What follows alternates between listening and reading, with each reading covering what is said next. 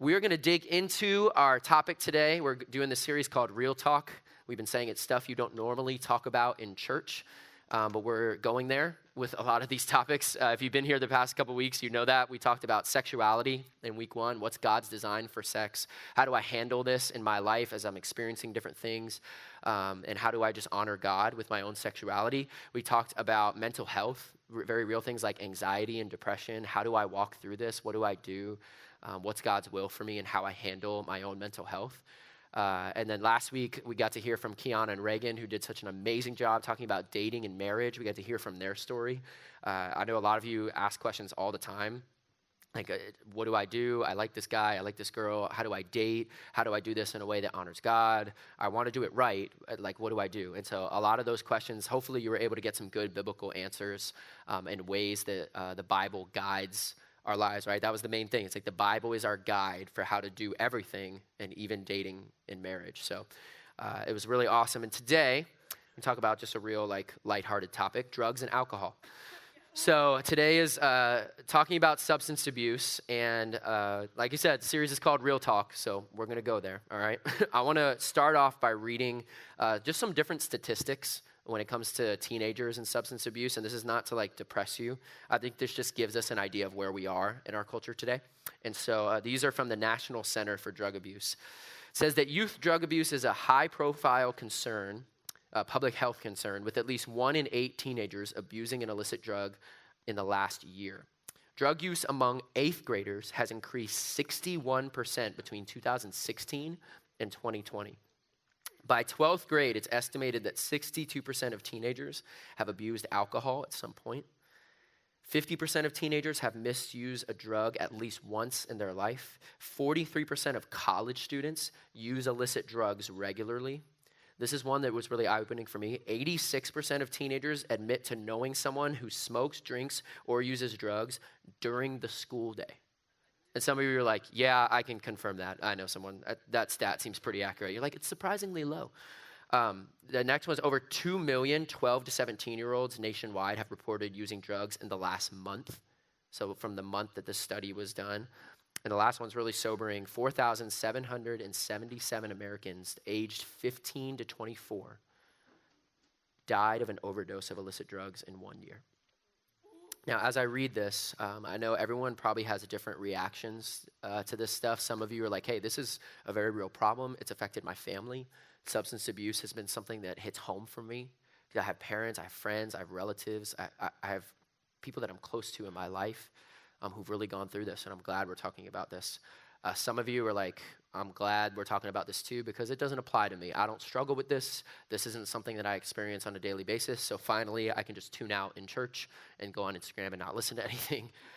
Some of you right now are thinking, great, another time where the church is going to tell me what I can and can't do. Wherever you're at right now when it comes to this topic, however you're approaching this, whatever is going through your mind at the moment, I'm here to tell you the goal of today is not to try to modify your behavior. The goal of today is not to give you a list of things that you just don't do in life. Because I'm going to tell you something very important. Life is so much more than the things you choose not to do. Now, that sounds like a weird statement. I'm going to say it again. Life is so much more than the things you choose not to do. Your life is not going to be measured by saying no to bad things. Your life is going to be measured by saying yes to Jesus. And there's a very big difference. Right, Javan, what's the difference? Here's the difference. Imagine you were going into a basketball game. You're on the basketball team, and you're like, I am going to go into this game with one goal. I'm going to commit 0 fouls. I'm not going to foul another player on the other team this entire game. That's your goal. You get to the end of the game, and you did it. 0 fouls. You also have 0 points, 0 rebounds, 0 assists, and you got blown out by 40. Is that a success? Absolutely not, right? That's not a success because the goal of basketball isn't to avoid mistakes. The goal of basketball is to play to win, to actually win the game.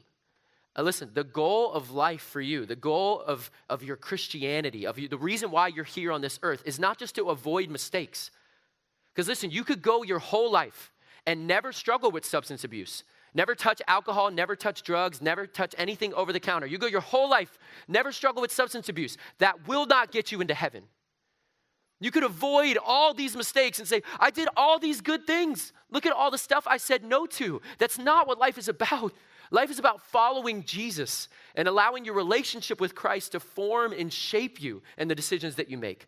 So I want to tell you, today is not about modifying your behavior just to get you to look a certain way or to do certain things that a Christian should do. No, it's about surrendering to Christ and allowing Jesus to form you and shape you into the person he's called you to be. That's the difference. And so with that in mind, we're going to dive into 1 Peter chapter 1, all right? So if you have that open, 1 Peter chapter 1, we're going to start in verse 13, all right? 1 Peter 1, verse 13. Peter's talking about salvation. This is what he says. He says, therefore, with minds that are alert and fully sober, set your hope on the grace to be brought to you when Jesus Christ is revealed at his coming. I'm going to read just that one verse again. 1 Peter 1, verse 13, therefore, with minds that are alert and fully sober, set your hope on the grace to be brought to you when Jesus Christ is revealed at his coming. Now, verse 13, if we could put verse 13 up on the screen, Peter is encouraging us to set our hope on the grace of Jesus Christ. But he also realizes how difficult that is to set your hope on the grace of Jesus without a mind that is alert and sober. Now, it doesn't take a scientist to tell you that drugs and alcohol affect your mind. It's not rocket science. It's a proven fact that your judgment, your rationality are deeply hindered when you're under the influence of a specific substance. I'm not here to argue that today. You can look up all the data and the science around that stuff. That's not my point. But the question, I think the bigger question is, if drugs and alcohol affect your mind, misusing substances, if that alters your mind, your mental state, why do so many people do it? Why is it such a big problem then? I've gotten this question from a lot of you guys. We always ask you to send in questions when we talk about these. And I've gotten that question from a lot of you. It's like, why do people do this? Why is it something that's such a big problem in our country and our world today? Now, I know that every situation is different, so this isn't like a blanket statement, but I think this passage in 1 Peter 1 gives us a hint to why this is such a problem. Every single one of us is going to go through difficult and painful times in life, right? We're going to go through hard stuff. And when we go through difficult things, we experience emotions and feelings that are negative. Feelings like anger, like sadness, like fear, like frustration. You experience these negative emotions. And naturally, most of us, instead of putting our hope in something with minds that are fully alert and sober, choosing to put our hope in something bigger than us, like Jesus, and trusting in him, naturally what we do is we run from those negative emotions. When we go through pain, when we go through difficult stuff, naturally our human response is to escape, run away, do anything that I possibly can to numb the pain that I'm feeling. And for a lot of people, drugs, alcohol, even like pills over the counter, even if it's not like an illegal substance, is a way to numb that pain, to experience some kind of feeling, some kind of high that at least for a little while gets rid of that feeling and that emotion. And so we run to these things because it makes us feel good temporarily, right? But the problem is, does it last very long? No, like you wake up the next morning or a couple hours later and that feeling that you just experienced that made you feel better and distracted you from the pain of life and the negative emotions is gone. And you have to go back to it time and time and time again. And I think that's why so many people in our world struggle with this, that many of us in this room, even right now, are going through this. We're like, I want to just run away, whether you admit it or not, whether you know that's what's happening or subliminally, that's just what you're naturally doing. You're trying to numb the pain that you're feeling, the emotions that you don't know how to process and you don't know how to handle. The way that you cope with it is just to run and escape. And that's naturally what all of us do. We all have that tendency to run. But listen, you were not created to run away from stuff. The way that God designed you was not just to escape every hard thing. You're not going to find any form of life that is free of pain and suffering. Right? The Bible is very clear. If you want a life that doesn't include anything difficult, try something other than humanity. Because that's what it means to be human. You're going to go through difficult stuff in your life, but you are not created by God to run from it. Peter says that with a mind that's sober and fully alert, you set your hope in the grace that is going to appear at the return of Jesus Christ. There's a hope that you have that you can stand firm in the midst of difficult times and not run from it everywhere. That instead of running away and trying to escape and try to find some high to fill that void inside of you, you can stand firm in the hope of Jesus Christ even in the midst of it. And I can tell you, I promise you beyond a shadow of a doubt, when you set your hope in Jesus and you say, no, I'm going to stand in the midst of this difficult trial. I'm going to stand right in the midst of these negative emotions. I'm not going to try to cope with it by escaping it and running to experience some kind of emotional high or physical high to distract me from it. I'm going to stand firm in the hope of Jesus. When you do that, the joy and the peace that you experience doing that is so much greater than any high that you can get from any drug or drink. I promise you, the joy that you experience when you can lift your hands and worship Jesus, even in the midst of something really, really hard, that kind of joy and peace he gives you is so much greater than any feeling or high that you would get from a drug. I promise you, you were not designed to run and to escape. You were designed to stand firm in the hope of the grace that's to be brought to you when Jesus Christ is revealed. That's the way that you were made. That's what you were designed to do. Let's continue reading in verse 14. Look at what Peter says. Peter says, as obedient children, do not conform to the evil desires you had when you lived in ignorance. But just as he who called you is holy, so be holy in all you do. For it is written, be holy because I am holy. Look at verse 17. Since you call on a Father who judges each person's work impartially, live out your time as foreigners here in reverent fear. I love that sentence. Live out your time as foreigners here on this earth. This is not our home. Live out your time in reverent fear. The fear of the Lord is something we've kind of lost in our culture today. It really just means this holy respect for God and the way that he's called us to live his righteousness and his perfection and doing things his way. That's what it means to live out your time in reverent fear. There's a phrase that I want to focus on that Peter says. He says, do not conform to the evil desires you had when you lived in ignorance. Now, as a teenager, as a high schooler, naturally you're going to start to have some curiosity for these types of things. For drugs that other people you know might be trying, for alcohol that other people might be experiencing at parties. You're going to naturally start to have some curiosity. That curiosity leads to a desire. And that desire can lead to a stronger desire, where these things can become a habit in your life. That habit can become dependence, where you need it. You can't function without it. And that dependence can turn into full-blown addiction, where you cannot live a single day without a certain substance. And that's those desires that we have to start, even at this stage of your life. You never think it's going to turn into that, right? You just have a little bit of curiosity. You want to try something. You're like, I can handle it. How many of you guys have heard that even in movies before? It's like, I can stop whenever I want, right? You heard that phrase? I'm not addicted. I'm not hooked. I can stop drinking whenever I want. You're like, dude, you're drunk right now. What are you talking about? you're talking to me right now and you're completely gone. We have this idea that it's never going to turn into those things. But listen, just because you have a desire for something doesn't mean that it's good. Peter says that there are desires that are pure evil. There's desires that we have when we live in ignorance and sin draws us away. Satan tempts us to things. And just because you have a desire for something doesn't mean that it's good. My father-in-law, his name is Bob. He's the classic, just like old wise dude. Anyone have like an old wise dude that they know? Like maybe your dad, your grandfather.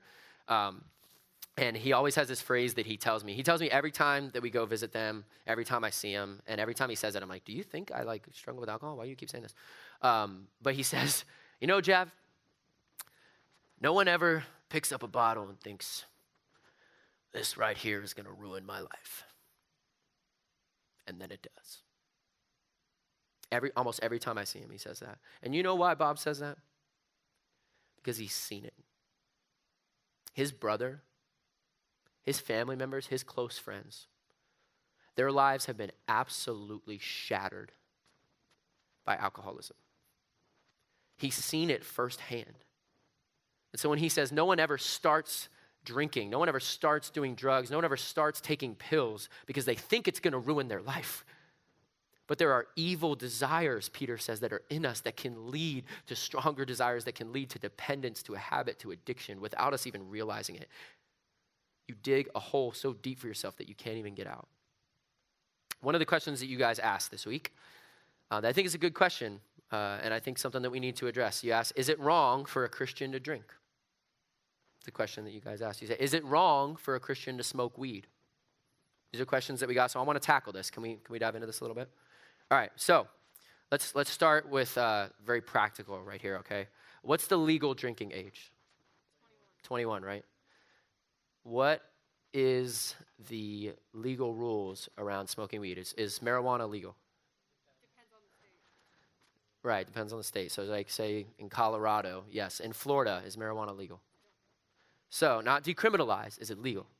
So let's start there for a second. Everyone in this room, if you're in high school, I'm just going to go out on a limb and say no one is over 21. So Romans 13 tells us to obey the governing authorities that are put in place because all authority has been put there by God. All right? And so because of that, the Bible has very, very clear rules. If something is against the law and you're willingly choosing to break that law, you are living in sin. So we'll start there just kind of with that framework first. Then the follow-up question is usually, well, what if I'm 21? What if someone is older, they are a Christian still, but they want to drink? Or what if someone is in Colorado? We don't live in Colorado, so I don't know why everyone always asks that question. Like, what about it if I'm in Colorado? You don't live there, so why are you asking that? But listen, that's the question that people ask. It's like, okay, well, what if it's legal? What if it becomes legal in Florida? Smoking weed becomes legal in Florida. What do I do? Like, I'm able to do this. It's not against the law. Is it wrong? Is it bad? Those are usually the type of questions we ask. Is it wrong? Is it bad? Or what's the big deal? Right? It's like, it's not harming anybody. It's completely harmless. What's the big deal about this? And we ask some of these questions. But I honestly think these are the wrong questions to ask. Like, if we're asking, is it wrong and is it bad, so that we can just set the bar so low. So it's like, I want to just be able to call myself a Christian and still do the things that I want to do. So like, what's the least that I can possibly do as a follower of Jesus to still call myself saved and call myself a Christian and just kind of get by in life? Like, I think these are terrible questions to ask. What if we ask the question, is it good? Is it right? How about a question like this? Does it help me become a better follower of Jesus? What if you ask that question and you're like, oh man, Javan, you're taking this way too seriously. It's not that big a deal. Isn't that a question you should ask about everything in your life?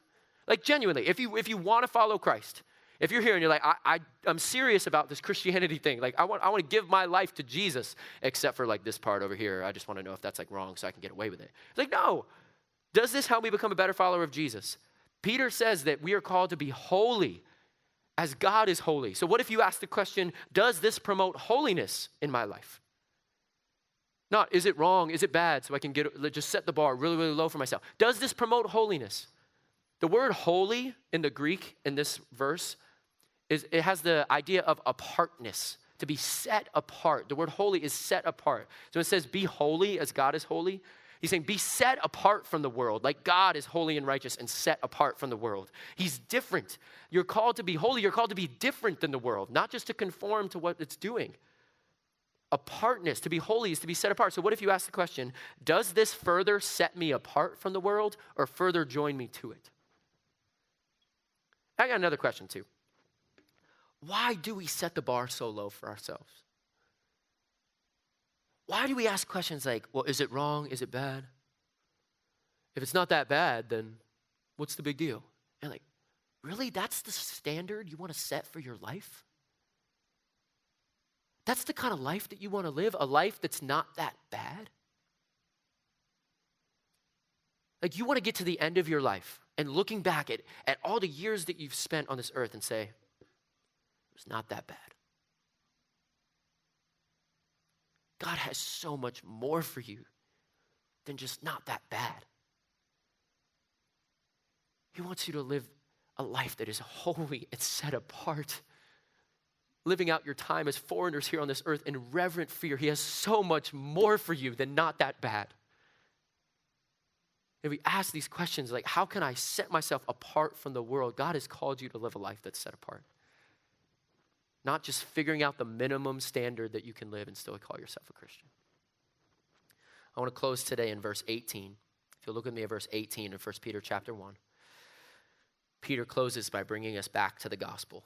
He says, "For you know that it was not with perishable things such as silver or gold that you were redeemed from the empty way of life handed down to you from your ancestors, but with the precious blood of Christ, a lamb without blemish or defect.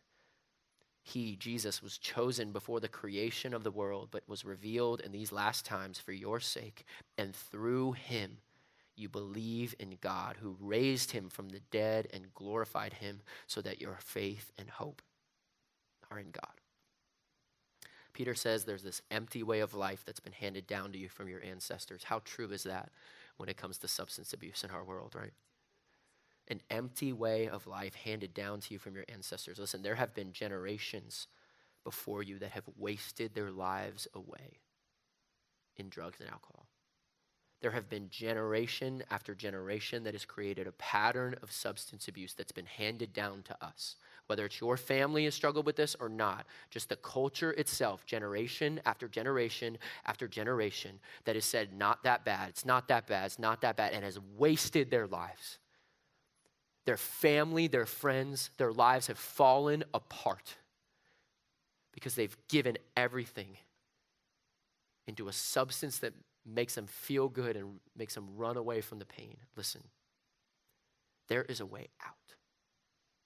There's a way out of this pattern. There is a way out of this empty way of life that has been handed down to you from generation to generation. It is only by the precious blood of Jesus Christ, who was a lamb without blemish, who, although he committed no sin, went to the cross and paid for yours and buried it in the grave, and 3 days later rose again and left that sin there and said, you don't have to touch that anymore. You don't have to live like that anymore. You don't have to set some standard for yourself that's just not that bad. There is freedom for you. There is joy for you. There is life for you. You can set your faith and hope in God. You can stand firm in the midst of trials instead of running from everything. Instead of trying to escape stuff all the time, you can stand firm in the hope of Jesus Christ. And I promise you that life is so much better than just not that bad. God has more for you if you choose to accept it. Let's pray.